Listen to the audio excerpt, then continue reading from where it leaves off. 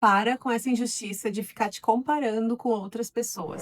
Eu vejo muita gente sofrendo horrores por ficar o tempo todo comparando a sua vida com a vida de outras pessoas que julgam conhecer ou que acham que tiveram as mesmas condições, mas foram por outro caminho. Tipo fulano que estudou comigo na escola e olha lá, ele tá milionário e eu tô aqui remando aí. Eu mesma venho lutando contra isso, tá? Conscientemente já há alguns meses. E quanto mais eu penso e avanço no meu nível de entendimento sobre isso, mais eu vejo o quanto cruel é ficar se comparando com os outros. Vamos lá. Mesmo que a gente pegue irmãos gêmeos, criados na mesma família, passando a maior parte do tempo juntos, eles podem seguir caminhos diferentes. Por quê? E aqui tá o segredinho. Cada pessoa percebe a vida, as coisas que acontecem na sua vida com uma intensidade diferente. Não são os fatos em si, mas a forma como a gente interpreta eles. E essa interpretação vai moldando os nossos comportamentos. Isso é individual, é intransferível, assim como ninguém pode beber água para matar a tua sede. Ninguém pode viver experiências por você ou comparar a sua vida à vida de outras pessoas que viveu outras experiências que você não sabe